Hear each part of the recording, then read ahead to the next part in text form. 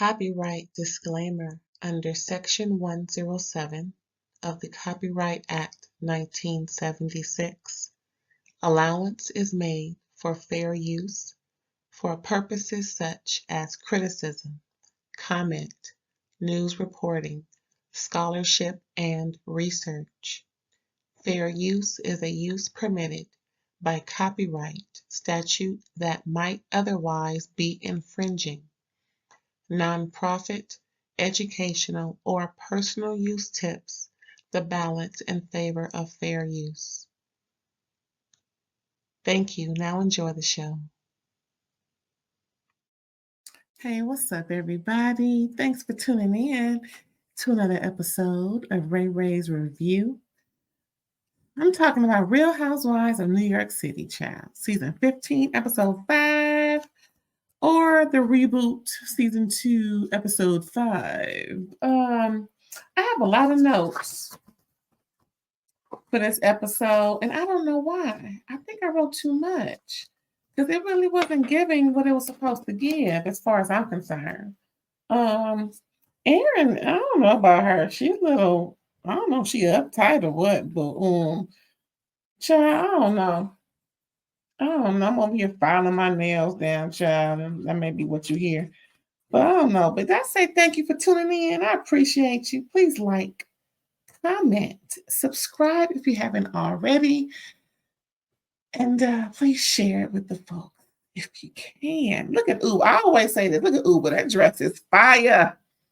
I think that's why she's really the only one that's not blocked. OMG, look at post size. She right there, child. But yeah, anyway, let's get on to it. Okay, so we finally see David. I think it's episode 5. The first time I'm seeing David. Now I'm gonna make sure I know Si's husband's name. So I was saying, what is Si's man's name? I ain't seen you in months of Sunday. Anyway, Simon and David go shopping for some garden ingredients. She is sick and tired, and girl, I feel the same way. Ditto to what she about to say. Okay, so Si is sick and tired of buying all this expensive organic vegetable and food, and it's $8 million, and it's half the bag of what's inside, like the potato chips that be in the bags, and it's just so much. But see, I think I'm gonna start planting stuff in my backyard. I got a little dirt patch. I can, you know what? 2025 is the year of the garden. There it is. I said it. Well, for me it is, but 2024 is Si's year of her garden, child. I wonder what it looks like by now, considering the snow out there and the really frost-bitten weather, because it don't snow like that out here. Now, it will get like a tiny bit of it, December, January, but it ain't like you need snowshoes and carrying on and chains on your tires, but the surrounding areas around me do, because I'm in the high desert. Anyway, like I was saying, Si and David buying stuff for the garden and food to grow at the hizzle, and then she goes in to talk about how her aunt is so helpful now that, well, not now that, but more so that her mom has passed on. And she wants to sprinkle her mom's ashes outdoors. And so she thought of a perfect way, well, her and David thought of a perfect, way to honor her mother, since her mother loved to be outdoors and she's an artsy type of chick. And so they're going to honor her with a backyard burial. That's pretty cool. She's in an urn. If you didn't know, she was cremated. So yeah, so next we got Jessel. She's overwhelmed and Poppy ain't helping with her birthday party. And Jessel, she's so, I don't know if it's new money rich or she's just doing a whole lot of stuff. She's prissy like, how she didn't want to be outside in Chinatown with her husband eating food. Well, first of all, I don't like eating outside either, so I can't blame her. But she just seems so prissy like, Yeah, she was just letting him know that she's gonna have 3 outfit changes. He was like, "You don't need 1 outfit to go to a party." Child, Pop Pop Poppy was like, "What are you? Who are you?" Well, that's your wife, Poppy. Mhm. So yeah, she gonna do it up, child. She gonna do it big, and it's gonna be a party based off of the movie Clueless. Now, I would imagine Jess was a little long in the tooth to be mimicking her birthday party over Clueless. That was about some kids. Everybody loves a good story. I love look. I love the Wiz, but I'm not trying to have a party. Well, that may be cute, as a matter of fact. To have a Wiz theme party. Ooh. Anyway, it just seems so juvenile compared to her age, if you ask me. Anywho, next we got Brynn.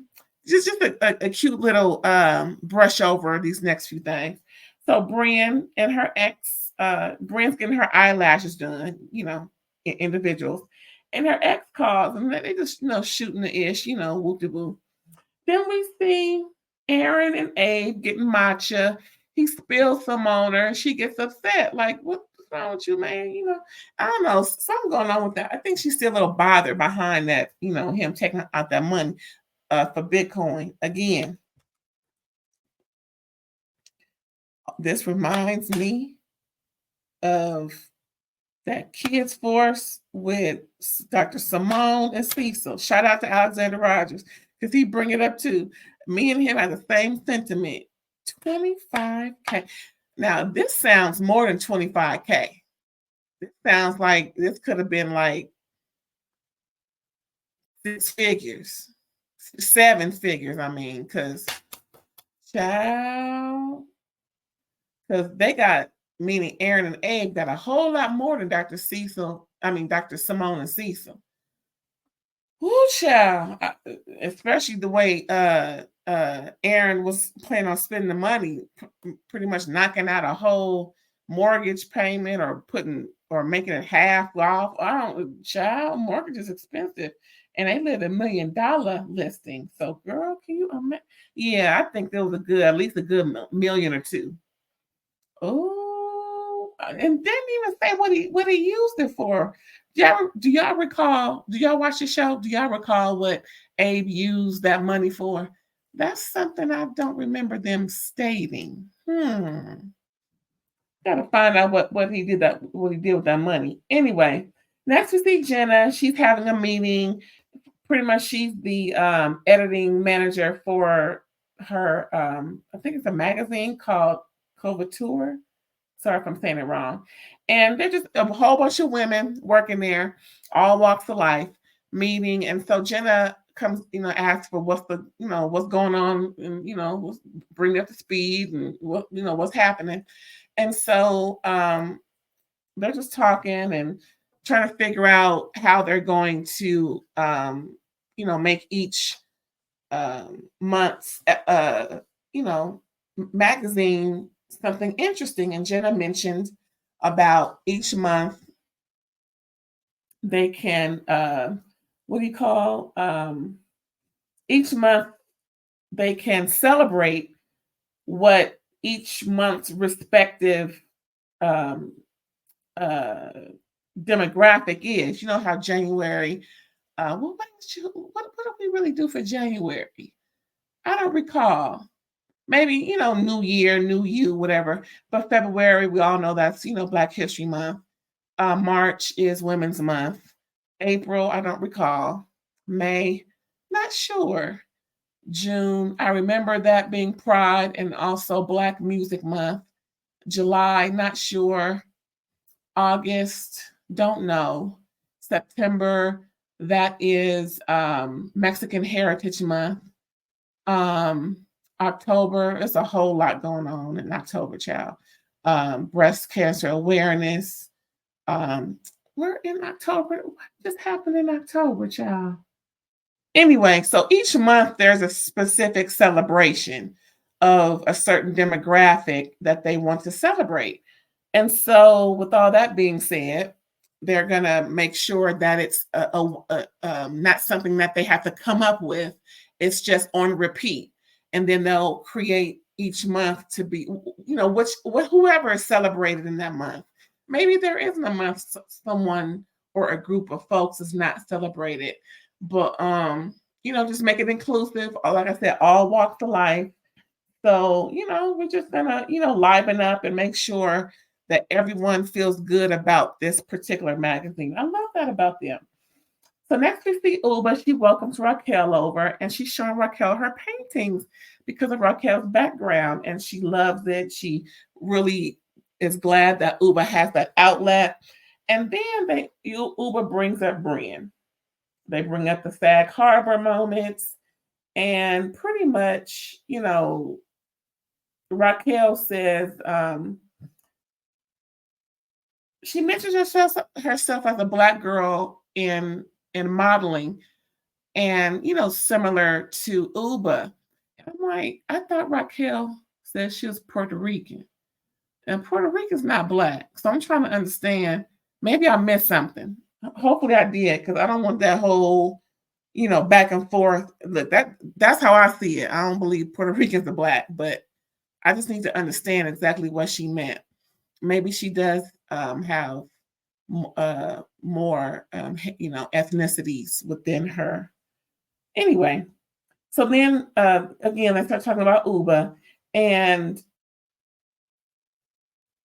it was just weird because how Raquel mentioned how she is on Ubah's side with that because she did see how Brynn was egging on Ubah, trying to, excuse me, trying to initiate that angry Black woman thing, and it's one thing, for people to do, but usually, Black women don't egg on other Black women and then use the Black card in regards to them being an angry Black woman.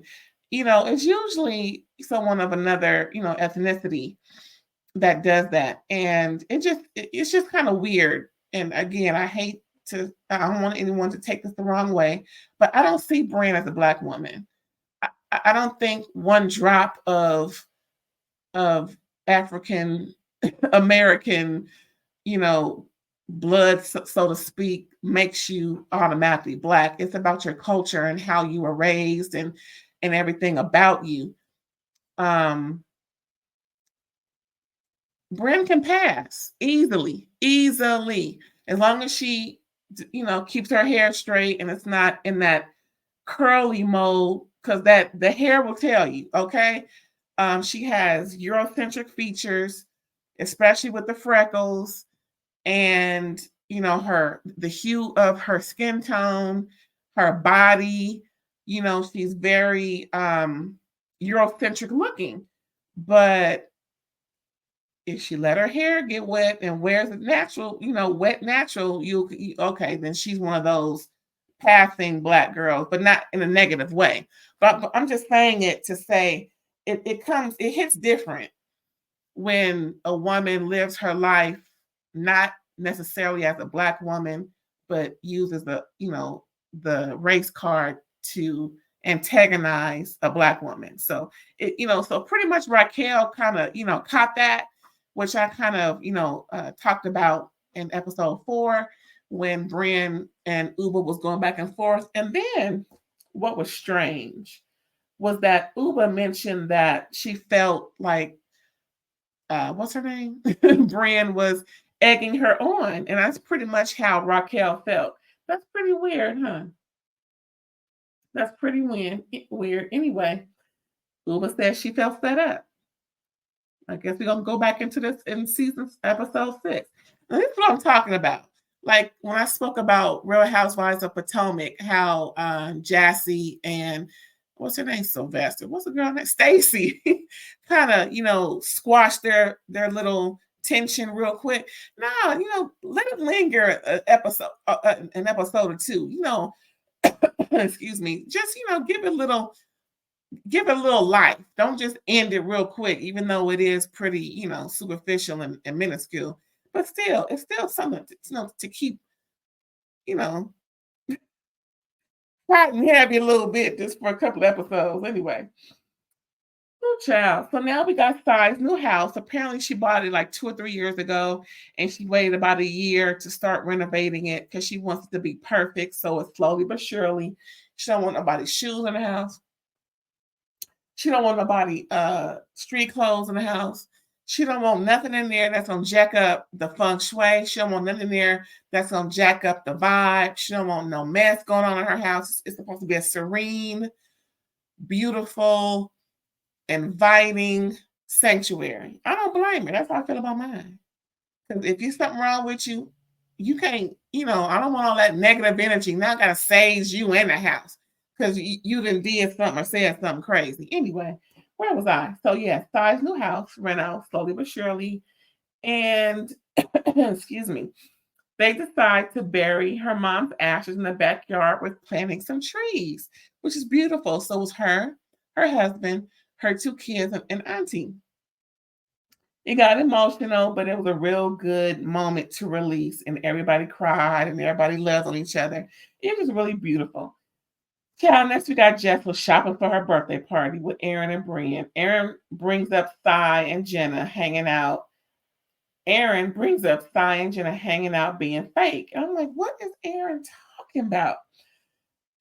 She mad at Jenna for not checking on her.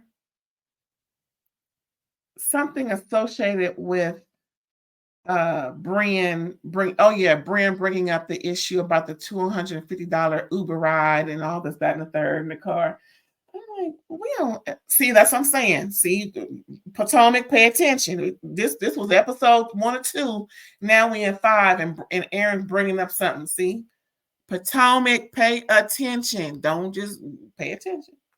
So Erin is upset and calling Jenna and Sai's brunch fake. So apparently they must have put them on a gram or something that was hanging out because they kind of flash back to Jenna and Sai eating outside during the day. I'm like, dang, 2 people can't get together, trying to make it work.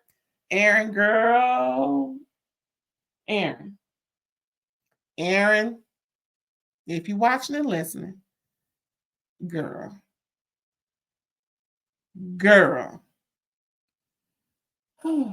Looking at my notes, child. What else is going on? What else is going on? Shout out to Cynthia Bailey. Whew. Now, then Brynn starts to talk, and she's sick of Ubah and her mess, and then she starts mocking Ubah with the no, no, no, no, no, and I'm like, again, there you go, trying to, like I said, mock Ubah, and that's not cute. It's really not. And I saw her do it in the other episode, but I didn't really catch on. Maybe I just did kind of ignore that and didn't really, catch it. I must have not caught it because I would have said something then when they were in Sag Harbor when she did the first time. I think that was episode 3. Then they rolled it into episode 4. Here we are, episode 5, and now she's still making fun of Ubah's language. Her. I'm like, what is Brynn doing? That's just not what is it? Let me make sure I don't put a foot in my mouth. Is that what Black girls do? Do we kind of make fun of when we're mad at somebody of the same ethnicity? Do we make fun of? Do I don't recall. We just talk about them as a person, that that's why her kids, we start going in, but we don't make fun of how we talk or, yeah. So that's not cute, Brynn. Check yourself because you wrecking yourself right now, child. Moving on a little bit, but yeah. So and then to add insult to injury, Brynn talks about Thai's emotions and feeling like she has to kind of maybe walk on eggshells, and she'll forgive Sai for her emotions and apologize, but she's done playing nice. Well, ain't that nothing? Next, we got Jessel's party in the Clueless gear. Erin and everybody coming in as a character from Clueless. But the thing is, Jessel's dressing up, but I don't recall anyone wearing that in Clueless. I think it's just maybe some Beverly Hills gear that she's trying to imitate. Jessel, I don't think I don't think this is working. Anyway, Erin tells Sai she doesn't want a relationship with Jenna. I'm like, what? Because of how she thinks Jenna's being fake. And then Ubah comes over and guesses Jenna is the topic because of Erin's talking. All this time, Jenna doesn't know. Everybody's talking about it. Erin's talking about it behind Jenna's back. She doesn't want to talk to Jenna. She doesn't want to be her friend. She feels like Jenna threw her away. I'm like, Erin, are you drumming this up in your head, girl? What's going on? And then Brynn tells Jenna about Erin's feelings about, of course, Brynn's gonna, start talking and telling folks business, and that's what Brynn does. And all the while, Rebecca's there, and Brynn does not see it for Rebecca. Then they start showing Rebecca talking to different people about things that's not really interesting, I guess, trying to make it seem like Brynn is right. See, production is messy. I mean, leave Rebecca alone. She just had a baby. Maybe she's just, trying to, maybe something's on her mind and she's really, the baby was crying when the baby, I don't know. Maybe she's lactating. Listen, the woman's bodies go through so much after they have a baby. Maybe she's just getting back to herself. I don't know. Or maybe it's just you, Brynn. Maybe everybody doesn't want to be, like what you think. Anyway, as you can tell, I'm really not a fan of Brynn. I'm really not. And then, excuse me, Brynn says Rebecca is boring. And I'm like, ooh, she's boring AF, huh? Okay. Then what's interesting is A becomes a housewife. What, the 1, 2, 3, 4, 5, he becomes the 8th housewife, child. And he starts to tell Jenna that there's unresolved tension. Jenna's like, well, who? Again, Jenna's clueless. Hello. Jenna's like, okay, let's just go on to the horse. So she goes over to where Erin is. And then finally, Erin tells Jenna that, she's upset because Jenna believed what Brynn said and how it affected her. And, specifically about the $250 Uber and owing her money and the Jeff Lewis thing kind of got to her. And I'm like, what? Pretty much blaming Jenna for Brynn's manipulation. Like, Erin, girl. And Erin Jenna thinks that Erin's making assumptions that aren't there. Obviously, because Jenna is like, what are you talking about? I don't understand. So pretty much Jenna concluded that she needs to be more present with Erin so that Erin doesn't drum up these things in her head and creates issues that aren't there. Pretty much, that was pretty much it. Erin is needy. Shoot, Erin going through stuff. Her mom got cancer. We don't know where that is. Abe is doing something with the money. We really don't know what that's all about. And now she's having these issues with her friends that she's made up in her head, pretty much. Okay, that was pretty much it. Season episode 5, season 15, Real Housewives of New York City. Thanks again, y'all, for tuning in. This is Blocktober. Get it while the getting is good. Yes, come through. And thanks again for tuning in. Please like, comment, subscribe if you haven't already, and share this with the folks. Catch you next time. Bye.